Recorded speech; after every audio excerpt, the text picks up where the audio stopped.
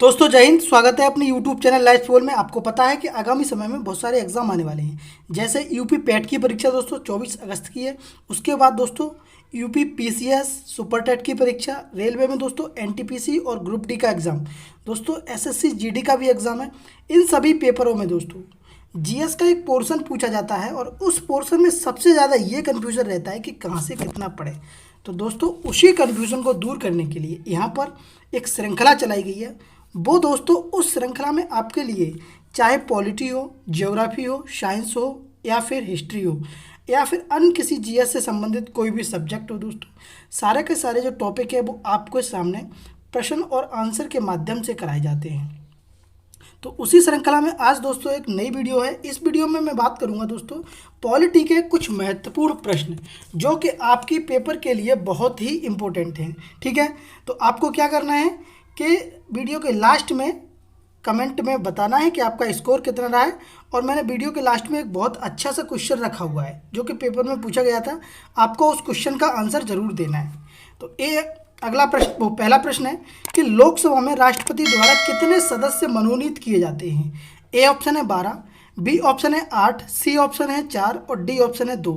तो आप मुझे बताओ कि लोकसभा में राष्ट्रपति द्वारा कितने सदस्यों को मनोनीत किया जाता है। ठीक है, कुछ लोग इसका सही आंसर दे रहे हैं, कुछ लोग गलत दे रहे हैं, कुछ लोग पहले पर ही अटक गए। देखिए, लोकसभा में 2 सदस्यों को वो है मनोनीत किया जाता है। ठीक है, लेकिन अगर मैं 12 सदस्यों की बात करूं तो दोस्तों ये राज्यसभा में किया जाता है। कहाँ पर? ये राज्यसभा में किया जाता है और 2 सदस्यों को लोकसभा में किया जाता है। ठीक है, ये बात आपको याद रखनी है। ठीक, समझ गए? 12 सदस्य लोकसभा वो राज्यसभा में और 2 सदस्य लोकसभा में। लोकसभा को जनता का सदन, निम्न सदन, अस्थायी सदन, लोकप्रिय का सदन भी कहते हैं। किसको? लोकसभा को। ठीक है, अगर ये वीडियो नहीं देखा है आपने कि मैंने क्या क्या पढ़ा दिया तो लिंक सबका डिस्क्रिप्शन में है, आप वहां से जाके देख लीजिए। अगला प्रश्न है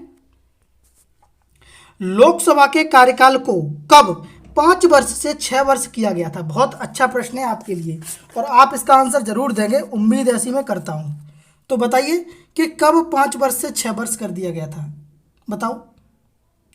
तो दोस्तों आपको पता होगा इसका राइट आंसर, पहले मैं बता दूं, इसका राइट आंसर है 1976, 1976 में दोस्तों 42वें संविधान संशोधन के तहत, 42वें संविधान संशोधन के तहत दोस्तों 5 वर्ष से 6 वर्ष कर दिया गया था। ठीक है, ये बात आपको याद रखनी है कि 5 वर्ष से 6 वर्ष 42वें संविधान संशोधन के तहत कर दिया गया था। ठीक, अच्छा, फिर दोस्तों 44वां संशोधन हुआ, है ना। उस टाइम दोस्तों मुरारजी देसाई ने फिर 1978 में, कब हुआ?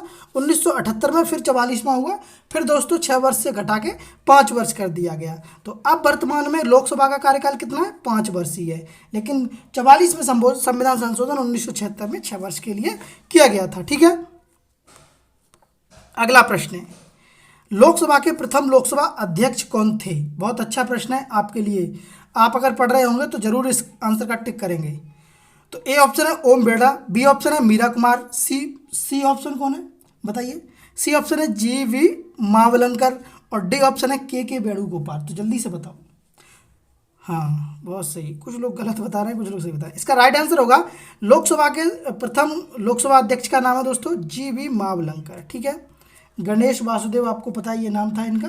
तो जी.वी. मावलंकर दोस्तों इनका जो वो ये हैं, ये प्रथम लोकसभा अध्यक्ष है। ठीक है, मीरा कुमार की बात करें दोस्तों तो ये एक प्रथम महिला लोकसभा अध्यक्ष है और ये 15वीं थी। कितनीवीं थी? 15वीं थी, प्रथम महिला लोकसभा अध्यक्ष। ठीक है, ओम बिरला की मैं बात करूं दोस्तों तो ओम बिरला वर्तमान के दोस्तों जो लोकसभा अध्यक्ष हैं जिनका जो संसदीय क्षेत्र है वो कोटा से संबंधित रखते हैं। ठीक है, राजस्थान।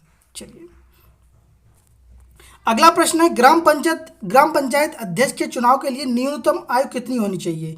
मिनिमम आयु की बात की गई है दोस्तों, कितनी होनी चाहिए? 35 वर्ष, 30 वर्ष, 25 वर्ष या 21 वर्ष। तो अपना जल्दी से टिक कर लो, इसका राइट आंसर मैं क्या लगा दूं, जल्दी से बताओ। ग्राम पंचायत के लिए कितनी उम्र होनी चाहिए? तो दोस्तों इसका राइट आंसर होगा, वो होगा 21 वर्ष। कितनी होनी चाहिए? 21 वर्ष दोस्तों प्रधान का चुनाव लड़ने के लिए उम्र होनी चाहिए।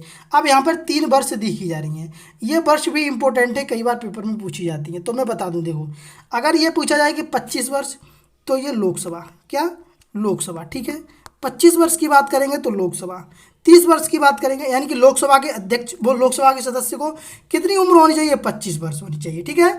अच्छा 30 वर्ष की बात करेंगे दोस्तों तो ये है राज्यपाल के लिए, किसके लिए, राज्यपाल के लिए। और दोस्तों 35 वर्ष की बात करूंगा तो ये है राष्ट्रपति के लिए, किसके लिए, राष्ट्रपति के लिए। मैंने चारों ऑप्शन बहुत अच्छे से समझा दिए हैं, उम्मीद करता हूँ कि आपको समझ में आ रहे होंगे।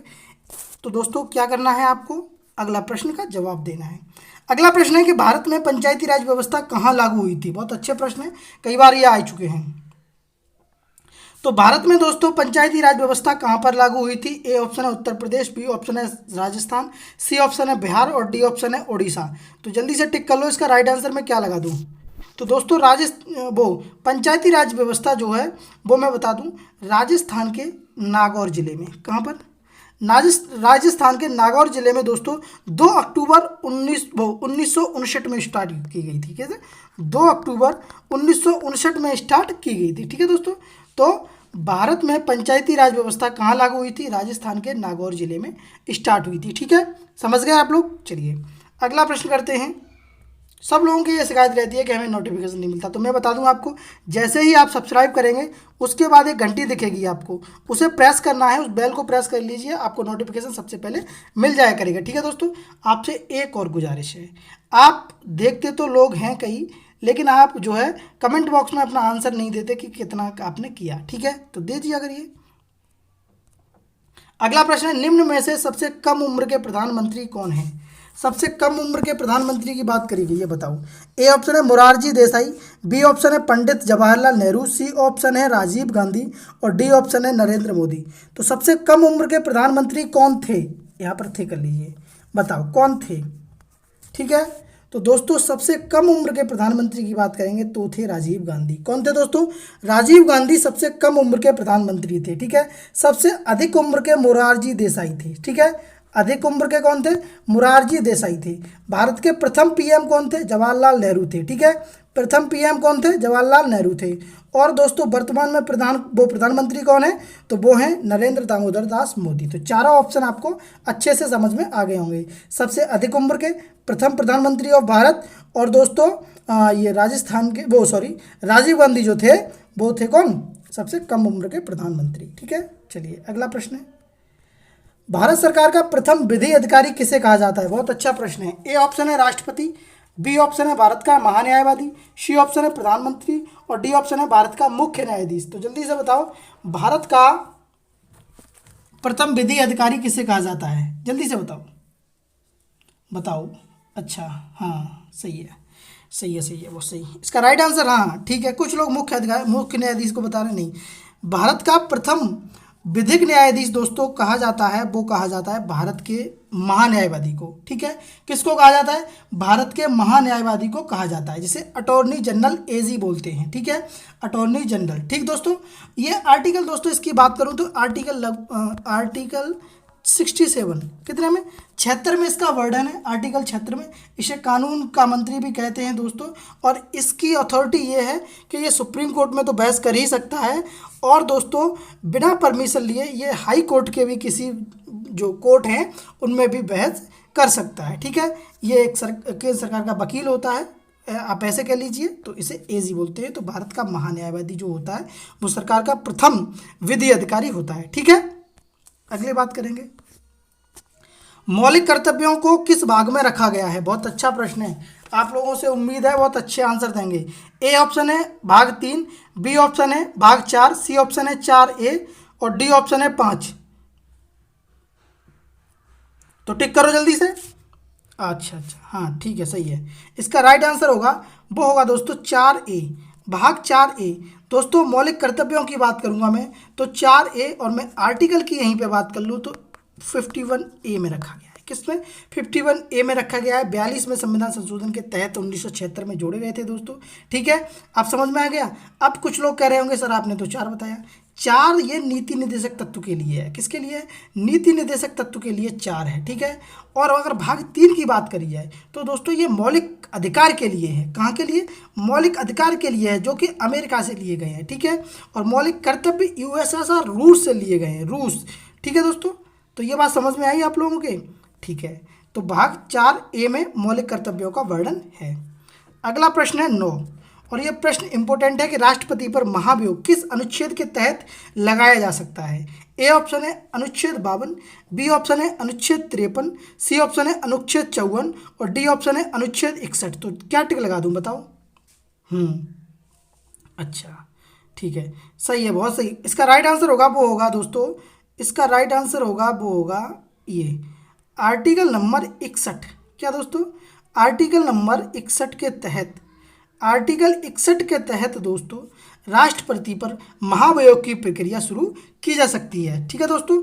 अच्छा, मैं कैसे की जा सकती है, कितने सदस्य होने चाहिए, मैंने लास्ट वीडियो में बताया है, अगर आपने नहीं देखा है तो देख लीजिए। क्यों?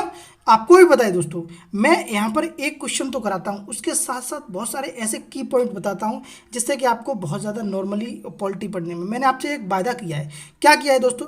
वो ये किया है कि पूरी की पूरी जीएस मैं ऐसे ही टॉपिक से ख़त्म कराने वाला हूँ, क्वेश्चन आंसर से ख़त्म कराने वाला हूँ। आपको बस 5 या 10 मिनट इस वीडियो को देखने में देने हैं।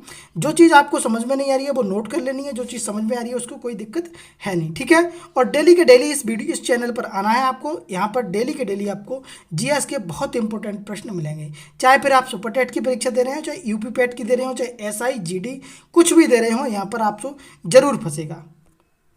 अगला प्रश्न है लास्ट, भारत के मूल संविधान में कितने मौलिक अधिकार थे?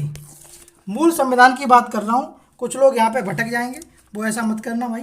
मूल संविधान की बात की जा रही है कि मूल संविधान में कितने अनुच्छेद थे, वो सॉरी कितने मौलिक अधिकार थे।